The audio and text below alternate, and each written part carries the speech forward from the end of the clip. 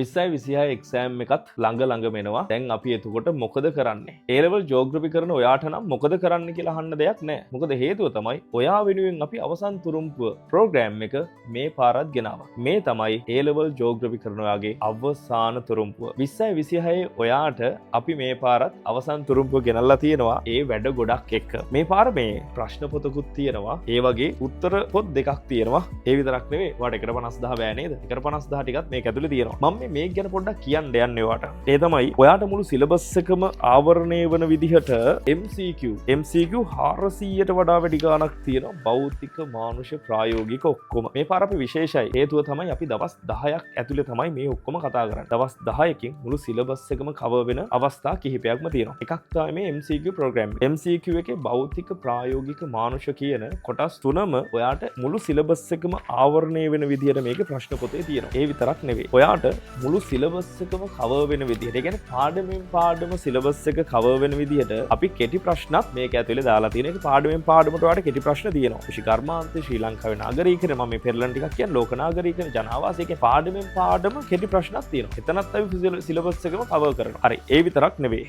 ඔයාට 150,000 ටිකක් අමාරුයි නේද? 150,000 කියන එක මේ ගොඩක් අයට අමාරුයි කියන එකක් තමයි. හැබැයි 150,000 වෙනුවෙන් අපි ඔයාට මේ පාර 150,000 වෙනුවෙන් දවසක් පුරාවටම සම්මන්ත්‍රණය අපි වෙන් කරලා තියෙනවා. 150,000 කලර් මැප් ඔයාගේ ගෙදරටම අපි එවනවා මේ විදිහට. මේ ප්‍රශ්න පොතයි උත්තර පොතයි එක්ක මේ වගේ කලර් මැප් ඔයාට ගෙදෙට්ටම එවනවා. ඒකයි විශේෂත්වය. දවසක් මේ වෙනුවෙන් අපි ගන්නවා. ඊළඟට චරයිද තියෙන්නේ නෑ. අපි MCQ ගැන කතා කරනවා. කෙටි ප්‍රශ්න කතා කරනවා. 150,000 කතා කරනවා. ඇයි මැප් මාකිනුත් මේ පාර අපි කතා කරනවා. ඒ දවසක්ම වෙන් කරලා තියෙන ලෝකයේ කන්දු, සානු, සමුද්‍ර සන්ධි තියෙන ඔක්කොම ටික එක දවසින් අපි මේ ටික ඔක්කොම කතා කරලා ඉවර කරනවා. එච්චරද? නෑ. ඒ භෞතික මානුෂ ප්‍රායෝගික වලට රචනා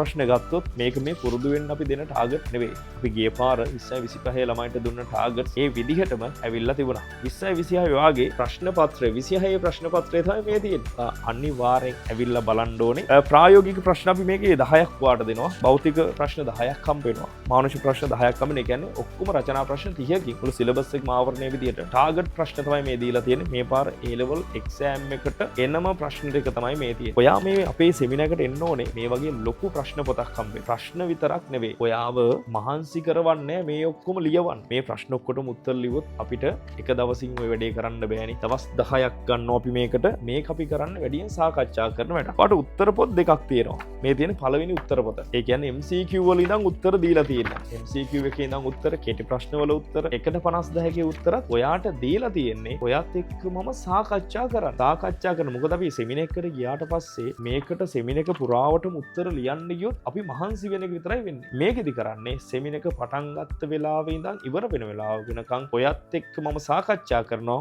ඔයා පාඩම් කරනවා. සාකච්ඡා කරන එක අහනවා. ඔයා මේක කියවනවා. ලියන්න මොකුත් නැහැ. හයිලයිට් කරා, සාකච්ඡා කරා, පාඩම් කරා. 20යි 26 සැප්තැම්බර් මාසේ 2 වෙනිදා 3 වෙනිදා ගිහලා එක්සෑම් එක ලස්සන රා ගොඩ දාගන්න. මේ ප්‍රෝග්‍රෑම් එක තියෙන්නේ A level එක්සෑම් එක මේ වෙලාවේ අවුල් වෙලා ඉන්න කෙනෙක් වුණත් මේ ප්‍රෝග්‍රෑම් එකට આવුත් වැඩේ ගොඩ දාගන්න පුළුවන්. ඔයා S එකේද C එකේද D එකේද A එකේද ඉන්නේ ඕන කෙනෙක්ට මේ වැඩෙන් ගොඩ දාගන්න පුළුවන්. ඉන්න මට්ටම B එකකට A එකකට ගන්න පුළුවන්. ඔයා S එකේ නම් ඉන්නේ ඔයාට අනිවාර්යෙන් C එකක් B එකක් එනවාමයි. ඔයා W එකේ නම් ඉන්නේ ඔයා අනිවාර්යෙන් S එකකට යනවාමයි. ඒ නිසා අනිවාර්යෙන් මේකට එන්නම ඕනේ. හරි. ඔයා මිස් කරගත්තොත් අපරාධේ. ඒ නිසා මේ පාර අපේ ටාගට් සෙමිනාර් එකත් එක්ක නැත්නම් අවසන් තුරුම්පත් එක්ක ඔයා එකතු වෙලා මේ ප්‍රශ්න උත්තර පොත් තුන ගෙදෙට්ට ගෙන්න ගන්න. අපි වැඩේ ගොඩ දාමු. ස්ට්‍රෙස් වෙන්න එපා. මේ වැඩෙන් අපි ගොඩ යමු. ගිය පාර 20යි 25 මේ වැඩේ නිසාම W ගන්න හිටිය ළමයි, එක්සෑම් ඇතැල්ල හිටිය ළමයි, එක්සෑම් ලිව්වා, එක්සෑම් පාස් වුණා, W ගන්න හිටිය ළමයි, C පාසස් ගත්තා. සමහර ළමයි විභාගෙ ලියන්නේ නැහැ කිව්ව ළමයි S පාසස් ගත්තා.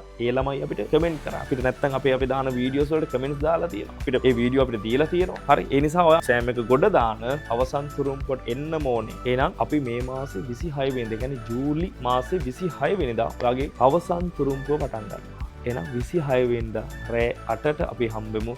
දවස් 10ක් එක දිගට අවසන් තුරුම් අපි ප්ලේ කරමු. අනිවාර්යෙන් මේ පාර එක්සෑම් එක ගොඩ යනවාමයි.